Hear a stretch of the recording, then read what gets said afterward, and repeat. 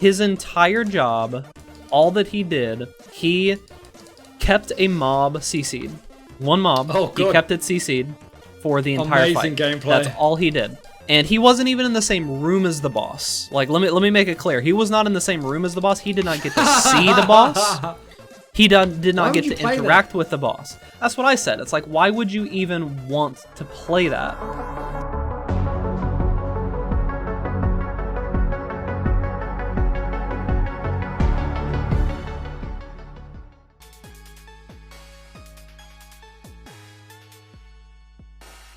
Alright, what's up, Step family? Welcome to Two Step Podcast. I'm Bag, and this is Mag. Sup? Coming to you live on Twitch TV, so let's talk some trash. First topic here. So, first thing that I want to talk about today, they caught the dude that was DDoSing the WoW Classic servers. Apparently they have a suspect. Do we have his name? No. As far as I know, they probably haven't released it.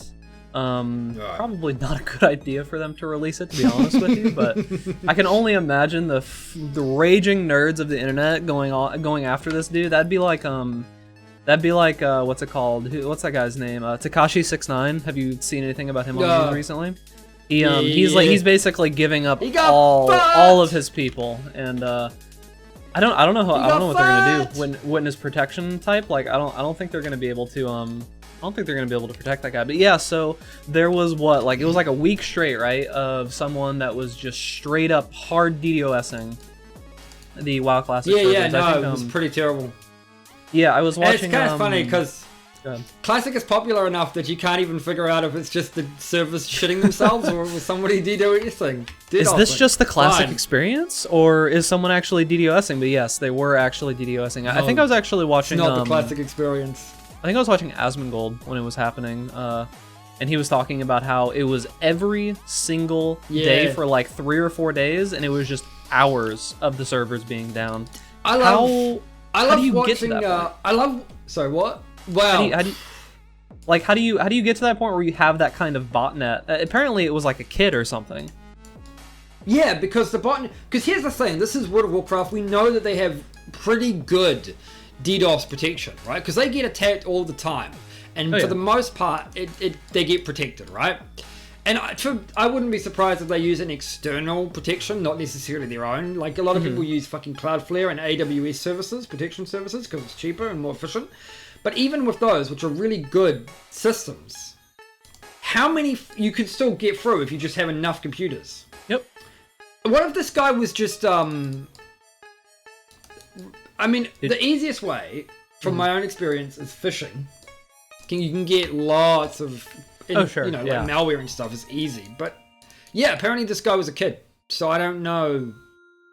Yeah, I mean, you can just get like a huge botnet from that, but at the same time, it's like, how did he get there to the point where he can take down WoW servers? You know, like I get that they're already overloaded, but then at the same time, it's like, I feel like it's just kind of Blizzard's fault there. You know what I mean? It's like, I feel like they just could just be that they were overloaded, enough. Actually.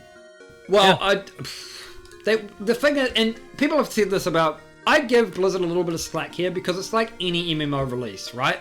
Every single MMO that has ever been released, or rather, every MMO that was released during the peak of World of Warcraft, when we had all the competition, right?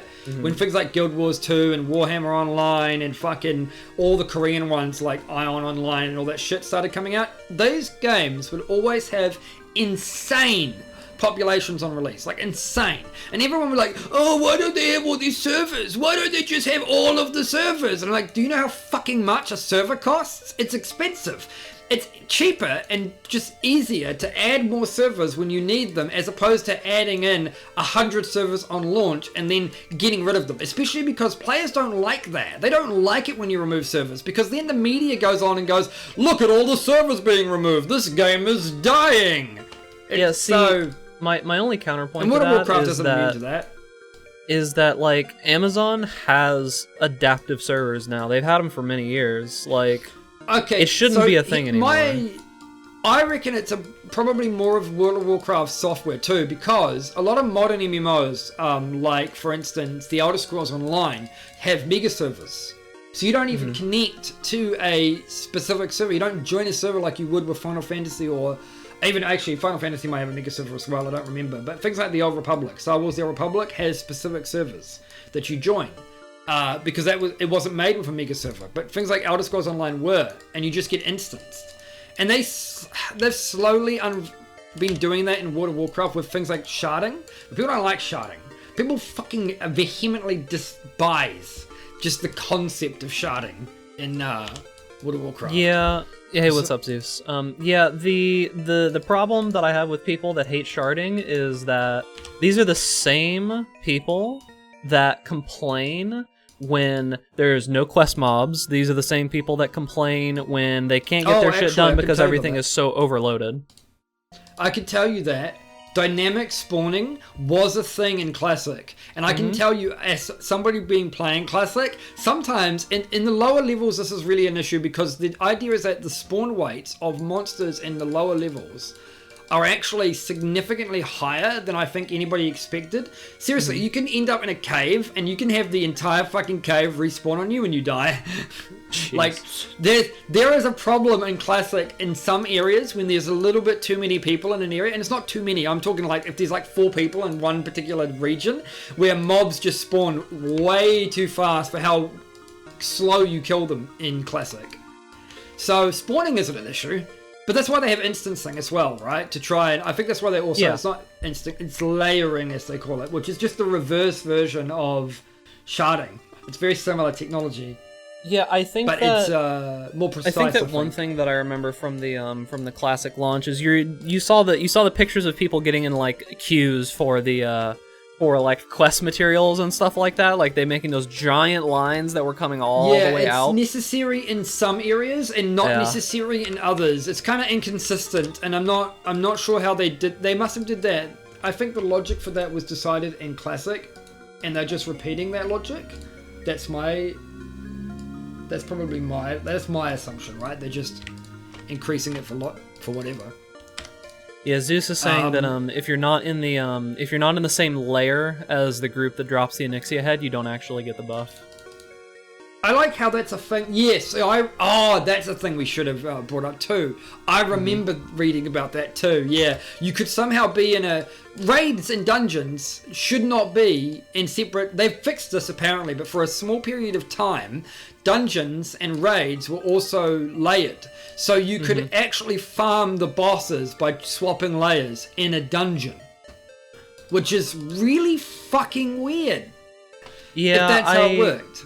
It's changed so long, because I've played a while since since Classic, right? I played since like the middle of Classic, and this stuff has changed so many times over the years that I'm not even really sure. Like, I don't even remember all of the different ways that the game has existed at one point. A massive amount of... There were some misconceptions about some expectations of Classic from people who had played private servers. Because, and this wasn't really known at the time, it was known to a degree, but not as necessarily as strong a degree as it is now. So, sorry, I'm getting distracted by the music there. One of the things that's prevalent in private servers is that a couple of things that I noticed. One, as a Warlock player, Voidwalker is completely garbage in Classic after a certain point, because threat is significantly harder for pets to generate.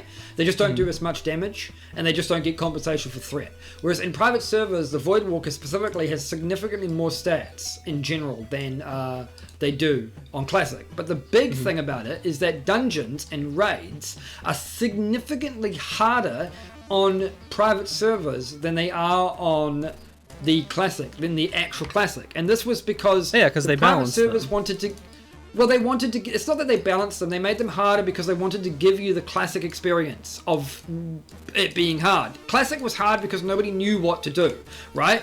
They wanted to kind of emulate that by just making the raids somewhat harder, having more health, needing more damage, etc. That's why they did that. This is why you had that one of those teams. Like, this is why it should be possible for any competent raid group to be able to beat most of the starting raids, at least, with 30 people. Like, I mean, it will get harder once you get to AQ and Nax, because that's when they started adding actual mechanics. But for like the first 4 phases, it's going to be nothing. Yeah, the something that I was hearing about was that people were complaining how back in the day, I mean, players are just better. Like nowadays, players are just better than they were back then. But it's not just that; they have more information available to them. That as well. Because like you would have never ever back in the day have had a group of people that had like 3 or 4 mages in the group, and all that they were doing was spam AoEing down entire dungeons. That shit did not happen back in Classic. It did not. There might have been some people like weren't as confident. Yeah, there might have been some like outlier groups that were like gods at the game that did it that way, but everybody, you know, they used CC. They were slow. One thing I liked that a Classic player said is that a Classic player, like somebody who actually enjoys Classic for the Classic experience, said that if they wanted hard, they would just go and do Mythic Pluses, like Mythic Pluses in Modern Retail WoW, because those are harder, right? Mechanically and statistically, those are just harder.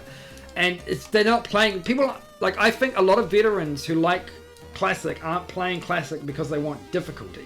They're playing it because they just want the Classic experience. They're misguided as hell if they're playing Classic for difficulty.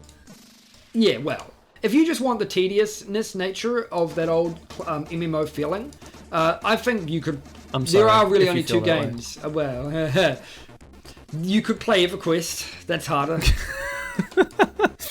You really gonna tell people to play EverQuest, Mag? Like, come on, dude. It's still got current content. Come on, dude. Okay. So there was this guy that I used to play WoW with a long time ago, right? And he used to raid on EverQuest. Now EverQuest, I played a little bit of EverQuest once, right? But EverQuest was before my time. WoW was like right around my time, right? Because EverQuest was basically dying as WoW was like becoming its thing. So I played with this guy way back in the day, in Classic and in BC, and he was a what was the name? The name of the class was it was a Mesmer, I think is what the class was, a Mesmerizer, something like that. But anyways, in EverQuest, his job, so this was his entire job, this is all that he did in the entirety of the game. All he did was on a boss fight, he would, I'm about to die, hold up. All he would do is he would find, there were like, so boss fights were different in EverQuest sometimes, where like entire buildings would aggro at the same time. His entire job, all that he did was he kept a mob CC'd. One mob, he kept it CC'd for the entire fight. Gameplay. That's all he did. That was the only thing he did the entire time. And he wasn't even in the same room as the boss. Like, let me make it clear. He was not in the same room as the boss. He did not get to see the boss. He did not get to interact with the boss. That's what I said. It's like, why would you even want to play that? Of all the classes, why would you want to do that? So, I mean, the next time that you complain about, you know, like, not having to do some shitty job or something in a game that you play or something like that, just remember that, God, I'm gonna die. Yeah, I'm dead. On Minecraft, you're dying in Minecraft. I don't have anything actually built, and the problem was that I killed one too few sheep, and I didn't have enough for a bed, so I got caught out at night. So I think that's a good I think that's a good time to stop topics and switch to something other than World of Warcraft, perhaps, before we run out of time. Yeah, no, it's fine. But I could sit here and bash World of Warcraft for the whole 60 minutes, but maybe we shouldn't. Yeah, easily. But yeah, it was definitely an experience to behold, sitting in a different room. But yeah, so let's see. Another thing we can talk about is recently there was a ruling. I think it was in France. Bash WoW, your viewers demand it. Yeah, our one viewer demands it, Mag. But anyways, good. There was a ruling in France recently that they said that you are able and should be able to resell virtual game licenses. There are some interesting side effects to this that I don't, it sounds good on paper, right? But the problem with it is, one, how the fuck do you even do that? Right? Does that mean that Steam now has to facilitate reselling games on their market? Like, the logistics behind that is really complicated. And two, how does that work for, like, does that devalue the price of games? Because It's different when you're reselling a CD because there's a physical thing that has a quality aspect to it, like a physical quality. But when you're reselling a digital game, there's nothing stopping you from doing that. Like I could sell a digital copy of, I don't know, Half-Life, for instance. And when I sell my copy of Half-Life, that's still going to be a one-to-one copy for anyone else who has that copy. So why would I buy a full-price game when I could just buy a second-hand? How would that could potentially devalue the entire market? Yeah, I'm pulling it up right now. Because you're not limited. You're not limited. That, for the record, that was the argument that was made by the what do they call the ISFE, which is essentially they're a fucking organization that protects the interest of gaming. I don't really like them. I'm biased against the ISFE, which is known as the Interactive Software Federation of Europe. I'm biased against them as a consumer because I'm not a fan of organizations that literally exist to protect to protect corporate entities. That's all they do. And I'm thinking, well, couldn't the corporations do this them fucking selves? But then I guess they are using the organization, so whatever. Yeah, but so it's saying here that per the courts. Go ahead. Well, the ISFE are making an appeal because they believe that the copyright ruling flies in the face of established EU law.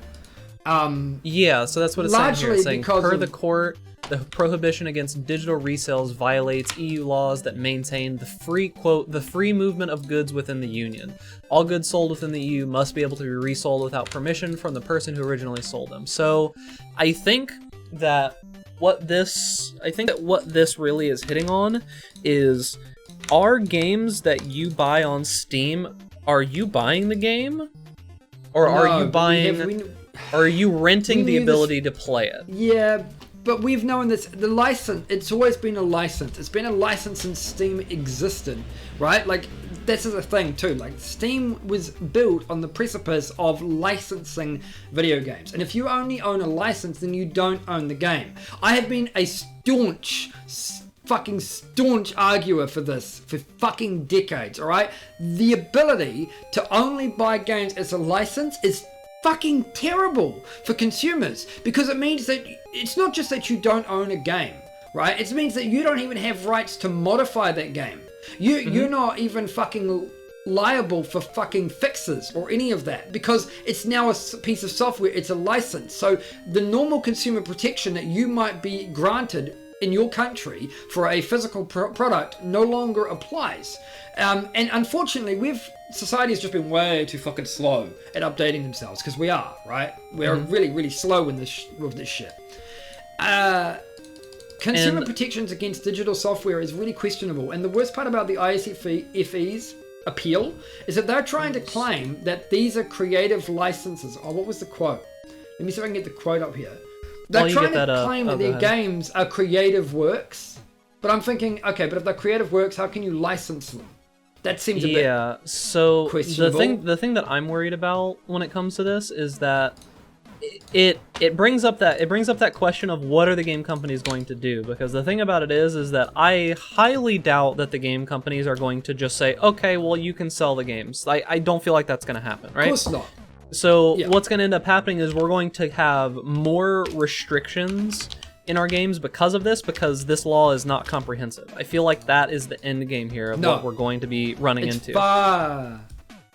It's like many laws, there's too many loopholes here. It's not comprehensive enough. It doesn't define exactly how you're supposed to resell the game and what entitles you to even do that and how. It doesn't give anything. So what's going to end up happening is something along the lines of the company's going to be like, all right, well, you don't actually own anything about this game now. You're literally just renting the ability to be able to play it in France. Like, the French public... They've been trying to do this. The game industry has been trying to do this for 2 decades. And it also makes me wonder if this is being pushed by game companies, and this is kind of just like a little bit of a test to see if they can get away with it. Like, maybe it's probably similar to like the tobacco thing. Yeah, it's a form of control. Mm-hmm. So naturally they would enjoy having that. Ah, yes, good game. Good game. Talk about that soon. Yeah, we'll talk about that in a little bit. Spoilers! Yeah, I'm not sure. I don't necessarily like the idea of being able to resell your games anyways, because again, the logistics behind it is just unwieldy. And And I think, and again, it opens up a massive can of worms because it's just not comprehensive enough. I do agree there should be more consumer protections. The reality is obviously the idea of being able to lose access to your game because a service like Steam randomly shuts down. Yeah, I mean, that's a real fucking concern.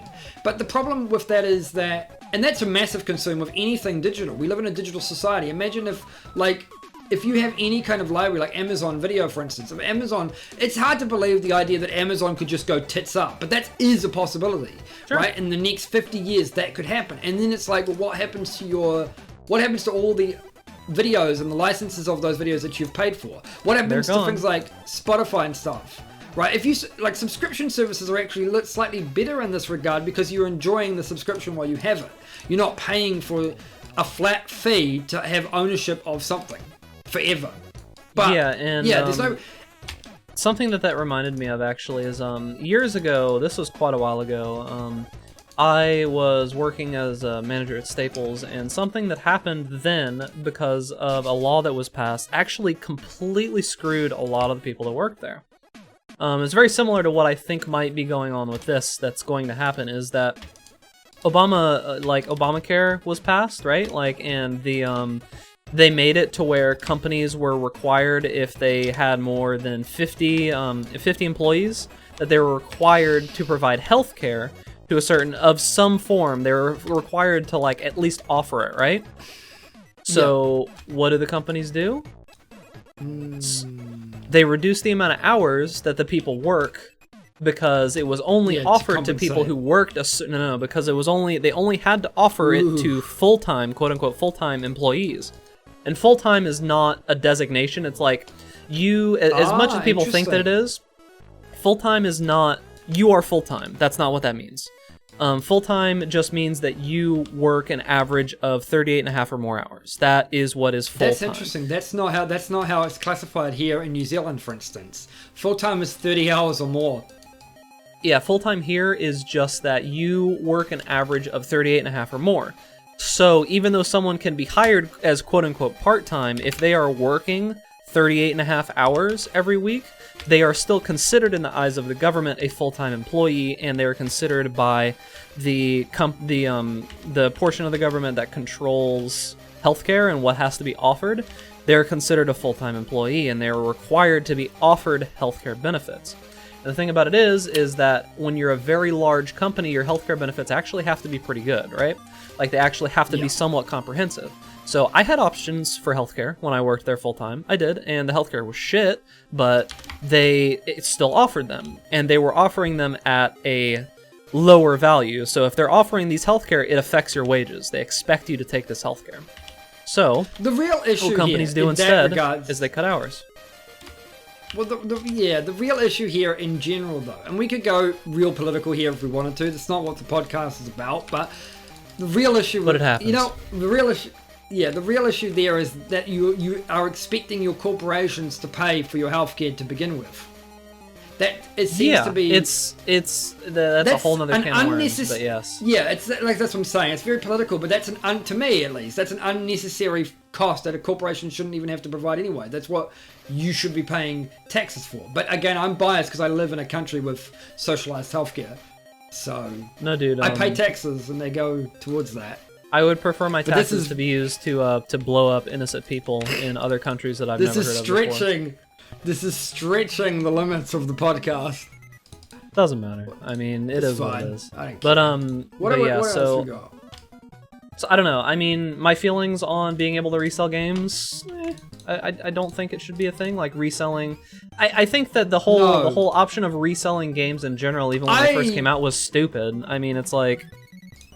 I can commend the organization that was pushing for this because they're obviously a consumer-based corporation. But I do agree that it's somewhat short-sighted. It's extremely short-sighted. I mean, I can commend them for wanting to do good things, but if they don't do the full research and actually do good things instead of just half-assing it and making things worse in the process and then being like, oh, well, we tried, sorry. And that's the issue, is that these people get dejected and they're like, oh, well, it obviously doesn't work, and then they give up and they leave things in a worse place than they were before. That's my major concern with this. I mean, it's France, so it doesn't affect me. That's how Australia's classification board works. Yay! Yeah, but it's like it's setting a precedent for these gaming companies to just do whatever the hell they want. And I mean, this is a lot of people are against. Okay, so talking about Epic, like in general, a lot of people are against Epic for making a gaming store and doing all this kind of stuff. I'm not against them for making a gaming store. I mean, a lot of people seem to think that. Yeah, their store is fine. There's nothing inherently wrong with it. I mean, it's not the issue. I mean, there is a lot inherently wrong with the store. Okay. Like, I'm talking about like the concept and all of that. As the but store, like, the concept, yeah, okay. But like, then so there was a thing that came out that talking about Control, which we're going to be doing like a review and some talk about here in a little bit. Epic Games paid €9.5 million. €9.5 million to what's the company that made? It was Remedy Entertainment, but I don't believe they paid. I don't believe they paid. Yeah, but it was I'm their not publisher. Sure they paid it's not Remedy them. Or their publisher. Yeah. It was the publisher. They paid €9.5 million for exclusive rights to this game for what, a year, something like that. Yeah, for a year. So and it's gonna hurt. It doesn't hurt them in a sense because that's the point, right? They buy the exclusive rights under the pretense that will cover them regardless of how badly Steam does or what. Especially because I believe the game's going to release close to fucking Cyberpunk 2077. They're never going to win that, right? They're never going to win that battle. It's just not going to happen. Of course not. But yeah, it's like... It's in the... Go ahead. Well, I don't blame the publishers for doing it because... Of course not. Good business, they need to make their money. Right? I get it. They need business. To make their money. I just don't like the whole thing as a concept to begin with. Because here's the thing, right? People can go, okay, it's just a store. You can have another app on your fucking computer. And you're right, you can. But that's not the fucking thing that I personally have a problem with. I have a problem with Epic Games Store personally because it's just a trash fucking store when compared to Steam. I have the same arguments with Origin and I have the same arguments with Uplay. I mean, they got better. Origin especially got way better when they started updating it. But for the most part, it's just fucking garbage. I don't like them as a storefront. Compared to Steam, the feature set that they offer you is complete dog shit. Epic specifically doesn't have like gifting, for instance, and its search feature is complete garbage. I mean, you really learn when you can give everything to Steam. You can give all the shit to Steam for having a crappy community-based review system and a community-based tag system, but they're there, and they are, for the most part, on average, useful. Like, really useful. And then Steam adds the recommender system that's in beta on their Steam Labs, and that's fucking amazing. If you have not used that, you need to use that. It's so fucking good. And no other store has this. So, like, if you actually want to compete, why not have better fucking service? Why should I care about your fucking store if you don't offer me anything? I feel that's fine. I don't like being forced. I just don't like being forced into using it and having the exclusives be the only reason. It's the same reason I hate fucking console exclusivity. I mean, see that is my problem as well. Is the fact of they're just throwing around their Fortnite money and their Tencent money into basically hardlining their way into making like their place in the video game storefront world. If Epic actually gave a shit about being a competitor towards Steam and all that crap, then they would have decided, instead of doing their whole minimum viable product strategy, they would have actually made a comprehensive product over time. The fact that they have had a roadmap and have consistently missed every single fucking milestone on that roadmap to the point that instead of just, following the fucking roadmap, they just remove the roadmap, right? That should be all you need to know. That's it. The point being here is that if Epic actually gave a shit about competing with Steam, then they would, compete with Steam. And that would be fucking good. I would 100% support that. But I'm not going to support a half-assed, butchered attempt at just trying to control the market. They are doing everything in their power to do what they say Steam is doing, which is control the market. Why should I support that? Why? Fuck you. Yeah, and it sucks because games like Control are on that. Yep, and I agree with you. Control's a good game. I agree with you that Steam absolutely absolutely needs competition because you can see Steam stagnating in recent time because of the lack of competition. That's what they don't have to do does. anything. That's what a lack of competition does. Yeah, competition breeds innovation. Necessity breeds it, and it's necessary when you have competition. Yeah, and things the like problem that we're going to run into. Don't go far enough. Yeah, like the thing where we're going to run into is we're going to get to this point where this is going to become the norm. People are just going to be throwing money at shit to have exclusives, and this has been a problem with consoles, and it's been forever. They've been trying to find a way to make PC games have the same kind of stigma or the same kind of setup as consoles do, where you can just set it up to where you don't actually have to make a good store and be competitive. You just buy out the places that, like, say Sony. Sony is known for all of their exclusives. That's the reason they're as big as they are, which sucks, but it's true. It's how they are as big as they are. And for the record, Microsoft did the exact same thing when the Xbox 360 was the big bad boy in town, right? Yep. So and then when they started giving up, everyone's guilty here. And then when they started giving up, they started falling behind because people just want to play their games and they don't get into the politics of it. They don't think about it as much as, say, you or myself or any of the other companies do. Like they don't think about these things. So what ends up happening is that it just becomes a shit-slinging fest. And honestly, it's starting to happen. I think one of the big things that we're going to see is, I don't think piracy is that big of a deal. I think maybe a couple of years ago. Yeah, I think maybe 10 years ago, it might have been bigger than it is now, but it's going to come back. Though. Yes. The thing is that Gabe Newell's biggest insight of wisdom, his massive nugget of wisdom in all of his experience was always that piracy is a service problem.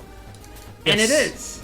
Statistically speaking, the majority of pirates, and it's hard to get pure statistics on this because they're pirates. There's no set data here, right? But for the most part, pirates will do their thing. But put it this way, if a pirate, there are really two or three reasons that a pirate stuff. Either one, because they're too cheap. They're not a sale, right? That's if not a lost they're sale. too cheap to pay your game, they're never going to buy your fucking game. So any potential revenue is non-existent, right? So then the other people you have is the people who cannot access your thing. For instance, I live in New Zealand, and it's getting better now, but for a long period of time, TV shows and movies wouldn't get released here. And if they did, they would often get released here a year after they were already a thing in the States. And so naturally, piracy was massive, because nobody wants to fucking wait one goddamn year to see a movie or to see a TV series that has already been popular. Game of Thrones had I'm going to forget about it. Consistently, right? It massively had this problem out the arse, and it was a real pain in the arse. And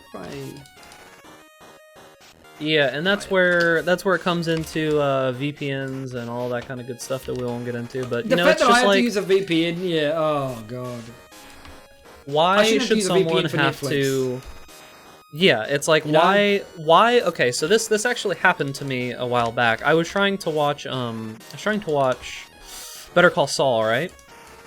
And the issue that I ran into is that the only place that I could watch Better Call Saul was on a service that wasn't available to me. I actually could not get this service because you needed to have a physical cable account, and to get that cable account, it had to be in their service area, right? I wasn't in their service area. I physically could not get the service. I could not watch this show. However, it was on Netflix. So I'm like, okay, cool. I go on Netflix. It's only season 1. We're on season 3 at the moment, of what I'm trying to watch. So I'm like, okay, well that's stupid. And then I look up like where to watch Better Call Saul, and I find a UK website that says Better Call Saul season 3 is available. And I'm like, wait. And I go on to Netflix and I'm like, it's not here. So I'm like, okay. So literally all I do, set my VPN to the UK. All 3 seasons are there. I'm like, why? I literally can't watch it. You're preventing me from watching it. Preventing me from giving you money to watch it. Did you have to VPN a UK server to watch that? Yes, I had to VPN into for an American show. For an American show, yes. For an American show. Yeah, I don't, it's ridiculous. And I'm probably going to have that problem when they do his Dark Materials, because I don't know if I can get an HBO account. More to the point, do I really want to have to pay $15 for that and Netflix a month? And that was the thing. Show. That was my whole point, is that I wanted to pay for it. I was fine paying but you for weren't. It. But I couldn't. And that's, a lot of people, And it's like, trying to give you my money, dude. Sorry. Trying to get... Yeah, see that, and that's why piracy will probably make a comeback if more and more people seem to get screwed by Epic or any other service. You play Origin, it doesn't really matter, right? Like Bethesda Launcher is just as fucking terrible, right? And I'm dreading, like Doom. I'm dreading this because I know that Doom is coming out. Doom Eternal is going to be out on Steam, but I may have to use the fucking Bethesda Launcher to open it. So why? Fuck you. It's just needless at that point. Every Ubisoft does that. Every Ubisoft game does this. A short segue while we're talking about Bethesda. So, you know their whole thing with paid mods, right? Yeah. and the whole meme behind them being a bad idea. I would really like some company to actually make a legitimate way for there to be mods. Oh, okay. Sorry about that. But I would legitimately like there to be a way for some way for people to make a living off of making mods for a game. I would like that to be a thing, and I would like it to be not so completely screwed up like Bethesda tried to go about it. I wish that we could have that as a thing. Yeah, so the idea would be is that, yeah, they could take a very small cut of everything just for being the service. They have to make their money somehow, you know, I get that. I understand that the company has to make their money. But, get out of here. Seriously? I'm trying to make a floor for my house and the skeleton is killing me. Get out of here. Anyways, I understand that Bethesda has to make their money, you know. Was it a good show? Better Call Saul, yes, very good show. Not as good as Breaking Bad. It's not Breaking Bad. Don't expect Breaking Bad. It's not that. Anyways, Fuck Chuck. I would like, yeah, I would like for some company to legitimately make a service where people could get paid for making mods. I think that would be a good thing. They could obviously take a small cut, whatever small percentage, like 1 to 5% of the sale, right? Like that's fine. I think that's perfectly fine. Like and give people fee. Yeah, and give people the option to put the mods up for free as well, right? And just have there not be any cut needed for that free mod if that's how the way that they want to go about it. But give people the option to make money off of something that I don't know if you've ever like worked with any kind of mods or whatever, but I looked into it a little bit at one point in time. It is so much work. It's just as much work a lot of the time as making a game almost from scratch. For the record, it depends on the game. Some games are a lot easier than others. I've made mods for like Stellaris, and Stellaris is amazing for modding. Is this a... This is Thriller. Oh, cool. Yeah. This is a Thriller. Good. Well, goodbye copyright on the video. Anyways, but yeah, go ahead. Demonetization! Not that we make money anyways, so it's fine. Yeah. Yeah, mods can be quite difficult depending on the... Especially for things like Skyrim, because Elder Scrolls, like... It's not so much that the creation engine is terrible, it's just that it's laggy and the scripting engine sucks. You're often... To do any complicated mod, right? You're often fighting the engine a lot. Like, the best example of this is a lot of the mods that I like are all gameplay mods by a guy called Enai Cyan. Or otherwise known as fucking Brother Laz, right? You'll know that name. Yeah, I know that. I know that name. Yep. Same guy who made that mod, Diablo 2, Median XL. And they're great, but mod, they are... Yeah, they are great, but any kind of addition requires scripting. And depending on some of the mods, like there was mods that tried to alter the Civil War in the game to make it better. But you're constantly fighting the engine because the engine just doesn't want you. They cut a lot of stuff from the Civil War, and modders have tried to bring it back, but they just can't. It's just not really possible. And other mods that are extremely laggy in Skyrim's engine, right, are things like minimap mods, because polling, as much as you would need to with a minimap, lags the fuck out of the game. That's why they don't exist. It's one of the most recommended mods of all time. A proper minimap in Skyrim won't happen because it lags too much, and no one's managed to fix that. Because trust me, if you could do it, it's been over 10 years since the game came out almost, right? If you could do it, somebody would have fucking done it. It's not like you can't do it. It's just that it lags like shit. Yeah, I mean, And that's damn, it's been that long since. When did Skyrim come out? 2009 was it? 11. Is that when it came out? 2011. Yeah. It's been that long. 8 years.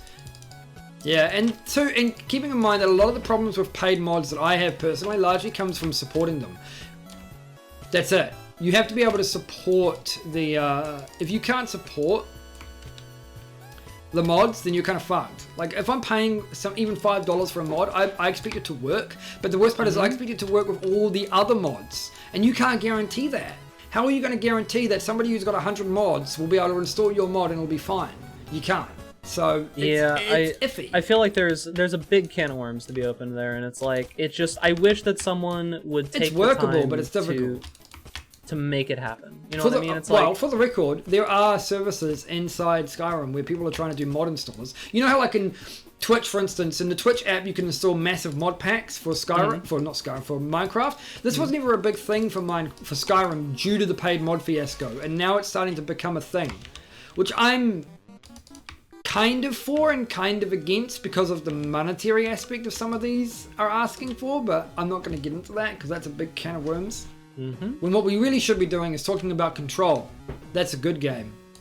Oh yeah, Control. All right, so both so let's swap into this. So this is actually going to be a series where we specifically talk about games that one of us have played, both of us have played, whatever it might be. Something that we're interested in. Pending. Yeah, and the name is pending. We'll figure it out eventually. Zeus, you can help with this. But anyways, so the so both of us played Control. I streamed it. If you caught any of my previous streams, you saw it. Mag, you streamed it too, right? Some of it at least. I did a few things I did some of it for a friend, but not much. Yeah, so I streamed the whole game, and just getting this out there, it's a good game. It's not a bad game. I wouldn't say like it's not 10 out of 10. Yeah, it's not 10 out of 10 best game of the year. None of that.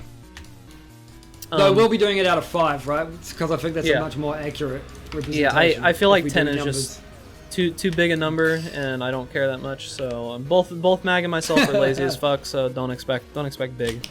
So the big thing about Control is that this is a game that is basically a rewrite. It's the game. Yeah, it's a rewrite from the game from the ground up of SCP. If you don't know what SCP is. Go ahead. You tell them what SCP is. I'll pull this up. Okay. The developers themselves have described it as being heavily inspired by both the SCP Foundation and House of Leaves. House of Leaves is a book that I haven't read, so I don't actually know much about, but it's written in much of a similar style to SCP. It's something I might actually check out at some point. But SCP Foundation, for anyone that doesn't know, SCP stands for Secure, Contain, and Protect. It's a website with a bunch of articles in wiki sort of format that are written in sort of a government style. Like you go through the website reading essentially government documents with a lot of redacted notes where, big black bars everywhere which with information that you don't understand and that the rest of the document is alluding to, and it talks about basically anomalies and supernatural paranormal. That's it. It's all just paranormal articles. There have been a few games about it. There have been classic SCPs have gone into a meme worthy, such as the fucking SCP that only moves when you don't look at it. Yep, that was actually in the game. That was in the game. That's also, it's classic because that actually spurred debates of whether that, and I think it's 1743, I believe is the number. It's whether that SCP, it's whether that SCP happened before or after the Weeping Angels of Doctor Who. That's been a debate if you've ever looked that up, because the Weeping Angels and Doctor Who are the same thing. They're like fucking quantum entangled entities that only move when you look at it. It's like the fucking it's the Schrodinger's fucking statue of Doctor Who. When you look at it, it doesn't move, right? It's fine. It's trapped in whatever. It's suspended. But when you don't look at it, it can move and kill you. It doesn't actually. Except that in Doctor Who, they don't kill you. And the SCP version does completely fucking brutally murder you. The Doctor Who version teleports you back in time into a different reality. So yeah, and I think the one in Control was it changed into a different object every time it wasn't being looked at, so it was really hard to keep track of it or what the hell it actually was. The difference here is that it's a reference. In Control, they just reference it, and it doesn't. You don't actually interact with it at all. Really, you interact with a monster that has no relation. Wait, shit. wait, there's a guy watching it, and you do a quest and you tell him that you're supposed to come back to him, and you say that you're going to come back. I never went back to him. You go back to him, and I'm not going to spoil this, but there's a boss fight related to that, and you missed it, and it's Stranger Things. It gives me Stranger Things feeling because the monster's fucking huge. So, anyways, actually, like talking about the game itself, a brief idea of how the game goes is you start out as a character that was influenced at a young age by this thing called the Federal Bureau of Control. Think FBI, but they're just sci-fi FBI. That's all. That's literally all it is. They do the markings are the same. The icons are the same. Everything is the same as the FBI, except it's just FBC. They're a secret government facility. Yeah, they're a secret government facility, but they deal in paranormal stuff. Well, paranatural, they call it. And you were influenced by this company at a young age. They took your brother away, and that's all that you really know going into the game. I don't want to get into too much of the story, but basically you go in there, you Don't worry about that. It's fine. It's just the garbage truck, right? Okay. It happens every week, okay? It sounded like someone was like falling down a set of stairs while holding like a box full of marbles is what it sounded like. But anyways, good. But anyways, so you basically just go around and you have to solve a bunch of things. There's puzzles. It's a third-person shooter with some exploration based. It is very much exploration based. So we're gonna go over a couple of things. The way that this segment's going to be based is that we're going to give our own personal ratings on how we feel the game did. We'll add it up at the end. I already know my ratings. And we're going to do visual, audio, gameplay, story, and like thematics of the game itself. So starting with visual, there's two aspects to visual. There's just how the game looks, and then there is the visual gameplay aspect. Let's start with how the game looks. Yeah. I think the game looked pretty good. It's good. It's actually okay. So in general, the gameplay graphics are fine. They're just average for what you would expect for a modern game made in 2019. But where they get really good is the faces. All of the characters are modeled off the people. Yeah, all of the main characters are modeled off the people. Yeah, we'll be specific there. The main characters that you actually talk to are all modeled off their voice actors for the most part, and they are really detailed. They're quite. I don't think the animation is as solid as The Witcher was when it came out, Witcher 3 specifically. Like, for instance, when one of the characters talks, her teeth look weird and her mouth movements are not natural. They don't look realistic. But for the most part, they are. No, I'm talking about Emily's. Elf ears. Is that what we call her? I called her elf ears. Oh, yeah. Her mouth movements are not what I would call natural. Yeah, they're a little weird. But yeah, I would agree. The game itself looks very good. I feel like the face, like, reconstruction and everything in the game, it looks very good. It looks very solid. Most of the characters look like they're actually real within the limits of how the game's stylized and everything. They look legitimate. And then there is some moments in the game where you see actual real footage, like IRL footage of the characters, like Darling and of the main character. Yeah, Heater Research, Casper Darling. Yeah, they both have some sections where you actually see them, the character that they're based off of in real life, and it looks. The main character looks exactly like whoever she was based off of. She looks very close. Courtney Hope is the voice actor. There you go. So it looks like. Don't worry, I've done my research. I'm gonna fucking die again. God damn it. I will say, ignoring all the ranking stuff too, if you are a fan of any of the Remedy Entertainment's other games, such as the original two Max Payne 1 and 2, and the Alan Wake series, you should probably play the game because it's good. You'll like it, right? Because those games aren't perfect, but they are similar. So that's basically the gist of the actual visuals. The visuals of the game are very good. The visual gameplay, I'm gonna say it's not that good, actually. I'm gonna say that there's a lot of problems, and it's fine at the start and it gets worse near the end. Yes, it gets much worse near the end. As the game ramps up and there becomes more enemies and more things going on, it becomes very cluttered, because early on you feel very weak. Like, the game is at its best when your character feels very weak. As strange as that may sound, when you're only fighting one enemy, or maybe 2 or 3 weak enemies, or 1 strong enemy, it's fine. As soon as you start fighting multiple difficult enemies with lots of animations, it actually starts to become very cluttered. There's the visual clarity is terrible. There's one specific reason for this too. Every time you kill something, a cloud of weird see-through dust that completely obscures the screen happens on every kill. It's supposed to be like, it's supposed to represent the major antagonist, but yeah, it's too much. And it's not just that, it's coupled with the fact that one of the main abilities in the game is the ability to launch objects at the enemies, right? And that also puts a big cloud of dust, as you would expect, right? But you get this big fucking like brown cloud of dust when you throw a rock at them, and then you get this big red cloud of dust when you kill them. And it's like, oh good, okay, so you just have dust. It's a very dusty game. Mm-hmm. And then towards the end, yeah, go ahead. Oh no, keep going. No. Towards the end, the problem that you'll run into is that, remember how I told you there's more enemies towards the end of the game? It gets to the point where you're killing multiple enemies every minute. So sometimes you'll be killing 2-3 enemies within a couple seconds. And when you're killing... They're trying to make it more of a power fantasy at that point, you know? Like, they want to make you feel like you're super powerful because you've learned everything. And but when you're killing these enemies, like 3 or 4 at a time, it's just giant explosion clouds of dust that completely overpower the visuals, and you can't see. You actually can't see what you're doing sometimes. And there's boss fights that are even worse visually. So when it comes to visual gameplay, it's not too good for me. And those two things combined, honestly, the gameplay visuals are really bad in my opinion. The actual visuals are very good. I give it like a 3 out of 5 visually. Like it's iffy for me because the gameplay visuals are so bad.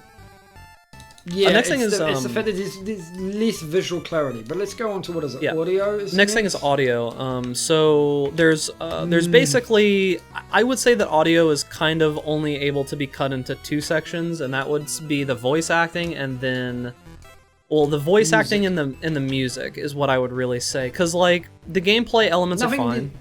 Like the actual nothing sticks out about the guns and stuff like that. Nothing. Yeah, all of that sounds fine. The voice acting, I would say, is very good. I would say the voice acting is really good.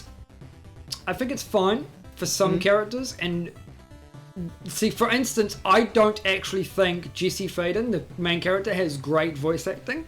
I think her voice acting is quite... I just think it's bland, but I'm not necessarily... I don't think it's because of the voice acting, I just think that's the writing. Yeah, I would kind of agree with that as well. Not completely, because I think given the strong 6 to light 7, I think given the lines that she was given, I think her voice acting is very good. No, yeah, that's what I'm saying. I think I don't think it's really bad. I think it's just more writing for the main character. But again, we'll get to that when we cover story. Yeah, so voice acting I think doesn't have that many problems. Voice acting's good. No, the music? But the music, it's lacking. There is none. Yeah. There are a couple of sections in the game that have very, very good music, right?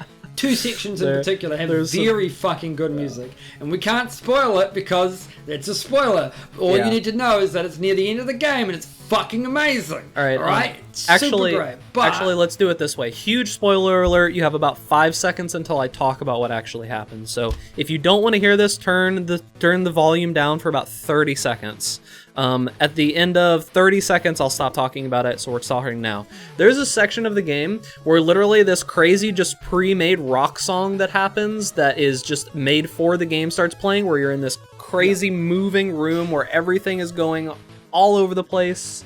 And I don't know how to describe it beyond that. You're basically listening to a song that stops this like endless maze. Yeah, it's like a living maze, and it stops you from being able to not go through the maze. The band that plays it is also relevant to Alan Wake. So if you played that game, it's the same. All right, so it's been 30 seconds. It's fucking amazing. You're good to listen here again. But yeah, that section. All you need to know is it's good. That section is really good, but it's the best part of the game. But the thing about that section though is that it made me realize how quiet the game actually is. Yeah, because it made me realize how quiet it is. because there's no music. Subtle ambience. Yeah, there is music, but it's mainly tied to radio stations and stuff like that. And so there's not there is combat music, but it's not very. It's fine. I think it's acceptable. I think Bag has a lesser opinion of the music than I do. In my opinion, the only thing that it needs is subtle ambience. There is not enough ambient, or if there is, it is too subtle. Especially because this is a game where it's supposed to be like a thriller, a psychological thriller style horror game, and there's not enough. I need something amping me up, fear. You know, like. Yeah.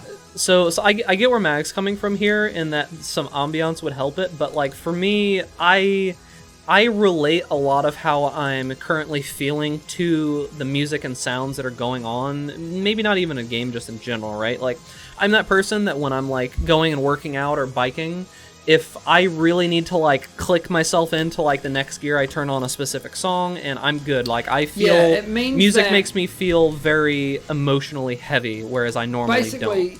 Yeah, and I agree with this, but it means that at the start, right, it would make sense to have less music because you're weaker, and at the end it would start ramping up, but it doesn't. It only ramps up in one area, and it goes from 0 to fucking 100 like immediately. It goes to 0 to 1,000, and then back to 0 as soon as that section is done. Yeah. And that it just threw me off. So what do you give it then? Audio. I give it a 2. Yeah, I'm feeling a 2, like a strong 2, a strong 2 to like a light 3 is where I'm feeling it, because I feel the voice acting was really good. But music killed it, so I give it a 2. Next thing is gameplay. Gameplay, which is I'm pretty iffy here, to be honest with you. Well, there are 2 parts about the gameplay that are good, right? Splitting this up is just irrelevant. But there are 2 parts to the gameplay that make it really good. There's the exploration part, which is a massive focus of the game. And then there is the actual combat. And the combat is fine. Again, it's acceptable, it's passable, right? But it's not stellar. And the major problem with the gameplay specifically is that when you get to the nearer to the end elements of the game, the combat ramps up. Basically, as you get further and further along, you have to engage in more and more combat scenarios. And the combat is relatively weak. So the way it works is you have a gun, right? This gun has multiple different modes. You can have, I think there's like 5 different modes, and you can have 2 of them equipped at any one time, which again, I think is purposeless, because you could have just, I don't know why they did it that way. You can switch modes in combat. Yeah. But either way, most of the guns are terrible. Right, the automatic weapon, for instance, doesn't do enough damage for how fast it fires. It's the pistol weapon doesn't do enough damage for how slow it fires. The explosive weapon's actually not bad, but by the time you'll get it, you will have likely upgraded 2 other weapons. One is a sniper charge style weapon, and the other is the shotgun. Bag really liked the sniper, and I know why, because it's fucking powerful and essentially one-shot most enemies. I, however, am a more aggressive player in video games, so I preferred the shotgun, because I'll just go up into somebody's face and waste all my ammo into their face. I don't care. Both of those weapons will get you through the game, but realistically, if you're playing the game, the only thing you will ever do is launch objects at enemies. 90% of the combat is throwing shit. There are other magical, supernatural powers you get, like being able to control the enemies, but you can only take them over, like control them, when they're at like 10% health. Yeah, it's like 5 or 10%. We didn't bother investing enough into it to see if you could do it at like higher intervals of health, because it's just not fucking worth it. I don't think that you could. A fucking rocket them. Because when you could just move to rocket them, why bother? It one-shots them half the time. All the basic enemies die with a chair to the face. With the way that they set up the skill trees, I don't think there was much interactivity with that specific ability. But what Mag is saying basically is that the issue with the game is that one aspect of it was so horribly overpowered that it's all that it was worth using. Like, I used the gun a little bit, but that was only when I couldn't throw stuff. So... And again, this would be, in my opinion, fine. I I don't have a problem with weak gameplay personally when the storyline and the exploration factors can make up for it. It's the issue largely comes from the fact that as you go further into the game, you're expected to do more combat. If you weren't, I think I would have much higher opinions on it. I would be more forgiving. But near the end of the game, I'm less forgiving. The problem is that with the major pain point that I had with the launch mechanic is one thing. So in this game, there's no reload, right? We didn't speak about that. It's fine. Ultimately, I don't like the idea of ammo. I think it's fine, right? I think it's a good answer to the dealing with ammo situation. However, so do I. There's one issue. In the game, you're third person, so you're behind the character and you're over their shoulder, right? So you're either on the right side or the left side. And you can toggle this with a button. The game doesn't tell you how to do that, by the way. It doesn't at all. I got confused as shit about why that happened. I accidentally figured it out because I was instinctively trying to reload and my screen is just going like this. So the issue that I have is that the major ability that you use, and keep in mind that the force grab thing where you throw is a gameplay mechanic as well. Like, you use it a lot. It's one of the major things that you do throughout the game. You can't choose which side you throw from. It's the last thing you'll use. You cannot choose the side that you throw from. And I am ambivalent towards this because I didn't have a problem with it, but Bag did. So and I could see that while watching you. My concern was that I'm a very guerrilla tactics type player in these kind of games. So I'll hide behind something and then I'll pop out to hit them and then I'll hide back behind it again, right? So this game has physics. This game has full complete physics, right? Like, everything moves around, everything can break. You can walk into desks and they shatter. Yes, and they just explode. And you can grab pieces of the ground and pieces of the wall and throw them at people, right? So what happens is you grab something, you hold it up in your right hand, right? So say you're up against a pillar and you're throwing at something, you're standing on the right side of the pillar, and you walk out from behind the pillar and you throw the thing at the enemy. No problems. Just like say you have to walk around the left side of the pillar, though. Yeah, say you have to walk around the left side of the pillar. If you walk out behind the pillar and throw, your throw hits the pillar. And there's nothing you can do about it. And it's super annoying. And this is a problem that only I really had. Mag didn't have this problem, but I hated it. It pissed me off a lot. The other aspect of gameplay, though, is exploration. And the exploration is good. Yeah, the exploration is very good. If I was going to give you, exploration's 5 out of 5. If that was we're merging those exploration and combat together. We may split those up later, but yeah, exploration is amazing in the game. It's very, very good, and especially because you get a lot of lore notes that are really interesting to read. I mean, if you read STP Wiki, it's similar in nature. Not as much depth, I would say. But I have read a lot of SCP, but I didn't expect there to be as much depth as people because the thing about SCP is it's basically crowdfunded and people just put their own stuff in and they spend a lot of time. You're not going to get a team to spend as much time. There's a plot for Control, and most of the writers would have situated themselves on the plot, not on the lore backstory elements. Whereas in SCP Wiki, the whole thing is the backstory. So it's good for what it is. So I agree with Mag, and the exploration is 5 out of 5. I'm gonna give gameplay itself the actual fighting gameplay a 2. So I'm gonna say for gameplay, I'm probably gonna give it a 3. I still think personally for 4, because despite the fact that the combat is lacking, it's made up for. And to me, it's more than made up for with exploration. That's my ranking. For me, the exploration is good, but my problem with it is that you're shoehorned into fighting a lot at the end of the game. The end of the game was a very sour note for me, and it's the last taste of the game that I got was the end, and it was very sour. So I may feel a little bit stronger because of that, but I'm gonna give it a 3. All right. Next thing is story. What's your initial thoughts on the story?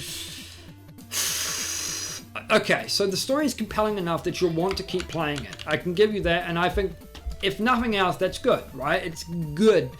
But, as I said to you, Bag, when you were streaming, the story is predictable and nothing to write home about. And as far as I'm concerned, that's true of all Remedy Entertainment games. Max Payne and Alan Wake all end up like that. They're not what I would call the most interesting. They don't have particularly many plot twists. I mean, they do have plot twists. I went through the whole game thinking one thing, and then and then it ends up that, no, I was overthinking it. So it is a much more simple game than you might think going in. I don't have a problem with this. Some people have a problem with this because they were hoping for a more compelling, deep storyline. But to me, especially with SCP Wiki kind of thing, it's about the journey and not the actual story. The plot line is just there because it's a game. It has to have a plot. It's something to... It's there because you got to have a motivation for fucking continuing to play, right? But I wouldn't give it strong points for the actual narrative. I give it strong points for the actual journey you take, getting, throughout the narrative. Like the actual adventure, the path that you take to get to the end is very, very good. It's very solid. And I was afraid, my biggest concern with the game was that they would front load all of the crazy paranormal elements at the start of it. And as you go through, it would get normal. It would become really, really normal as you got through. But they did. And it was the other way around.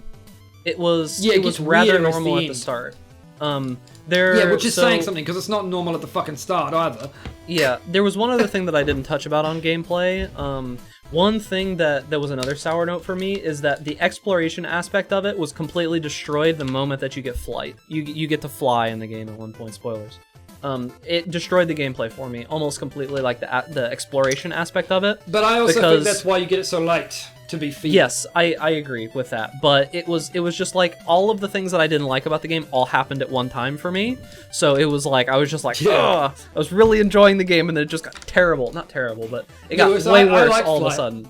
But anyways, I didn't use flight as much as he did, for instance. I was using it constantly. I'm the type of person that when I have a tool, I use it. So, but the story for me, it's called a shotgun. I mostly agree with Mag here that the story was average and the journey itself was very good. I am much more...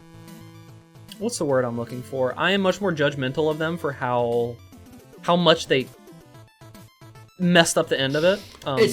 Messed up might not be right. It's the lack of certain details. So certain characters, especially the protagonist, get far less character development than some other characters.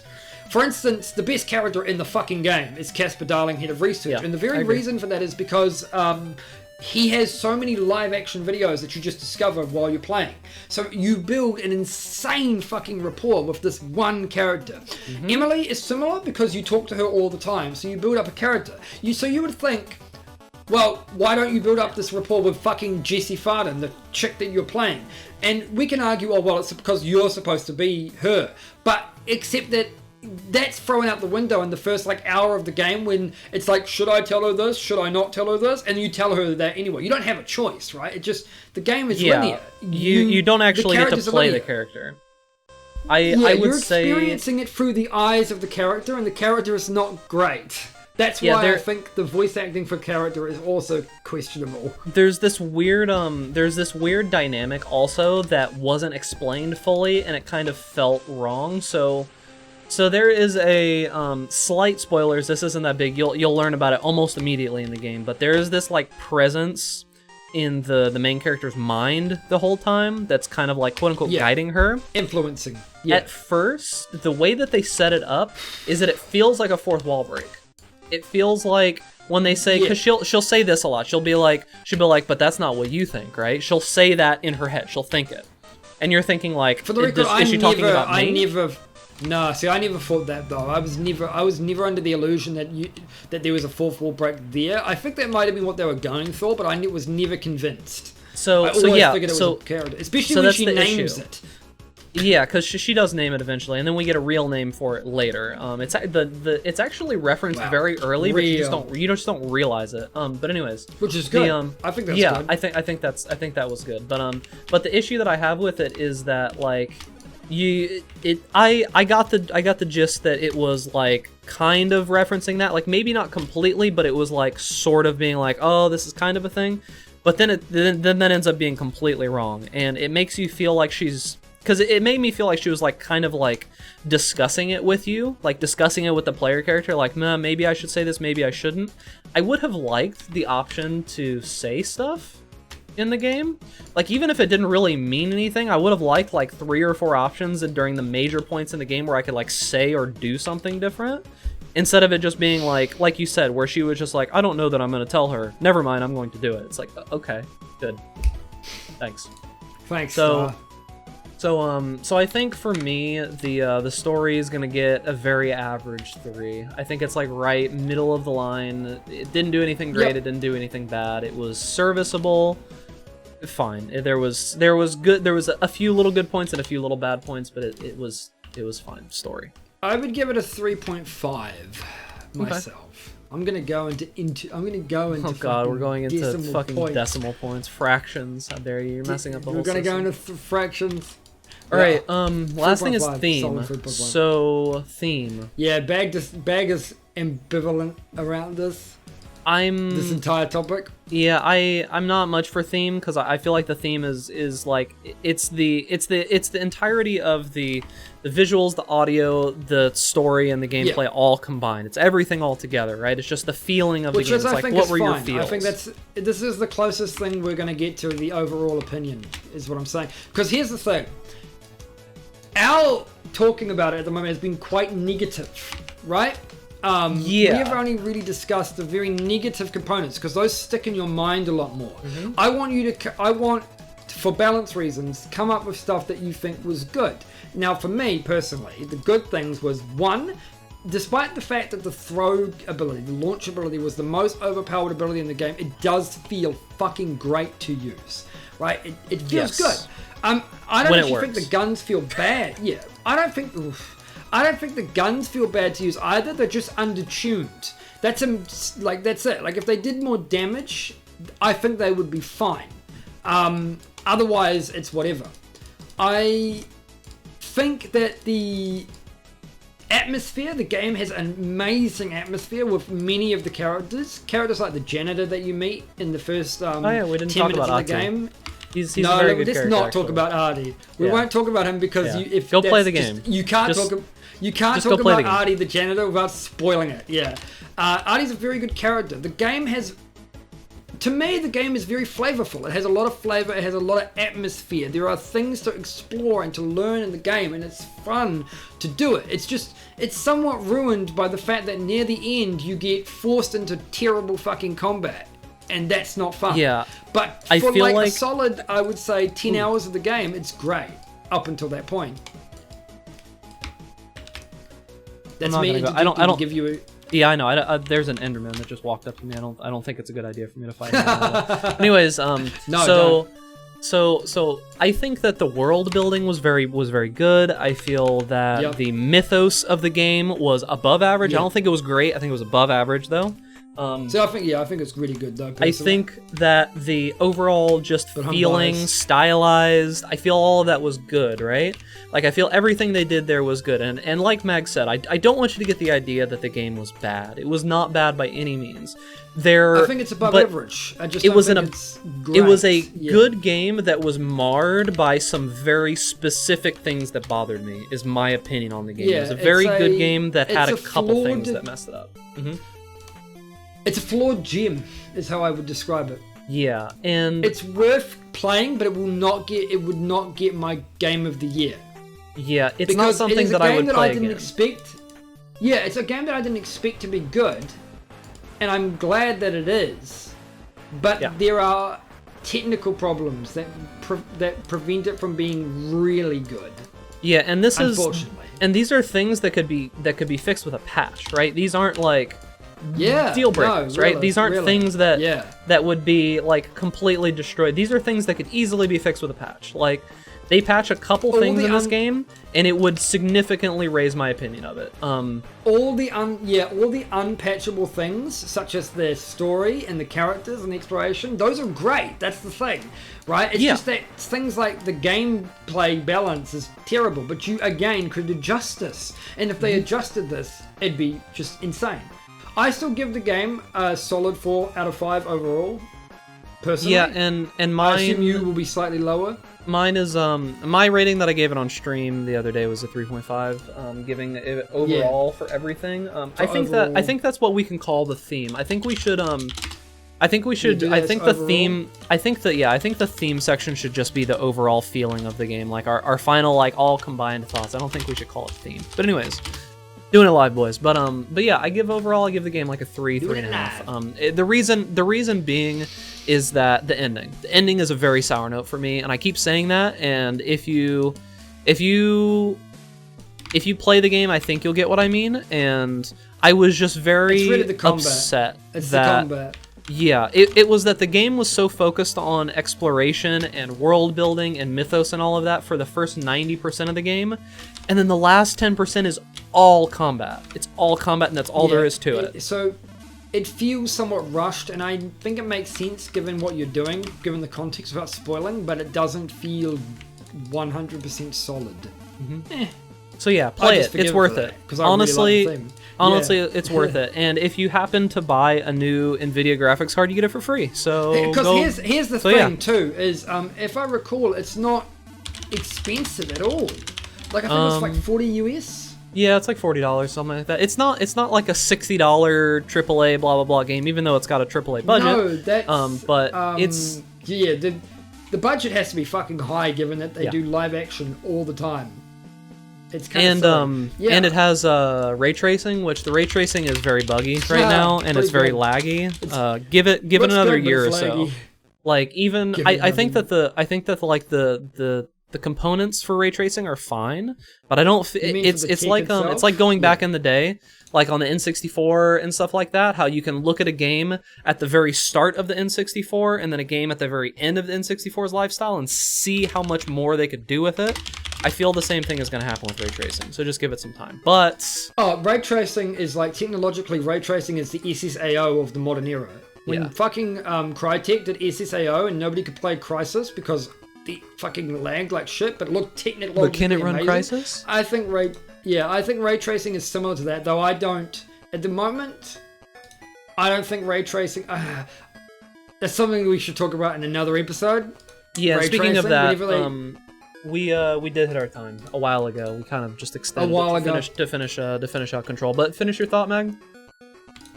No, that's about fine. ray tracing. Okay, I'm but good. yeah, so that's something that we can actually talk Leave about in that the next for podcast. time. Yeah. We'll talk about ray tracing as well because I've experienced it now, and I have some words on it. Maybe not a lot, but I do have some words on it. But that's pretty much it. Thanks for watching, everybody. Remember, you can find the podcast on our YouTube channel. You can find it on SoundCloud, Spotify soon. We're working on that. It's just a little bit of a problem.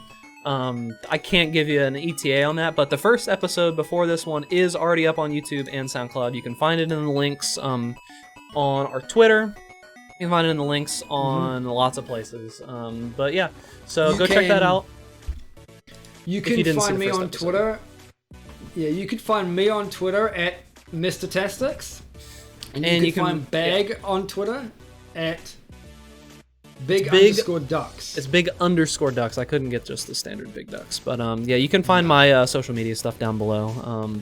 And then on the actual YouTube video and all that stuff, we'll link all that stuff in the description, all that. But thanks for watching, boys. That's gonna be it. Have a good one.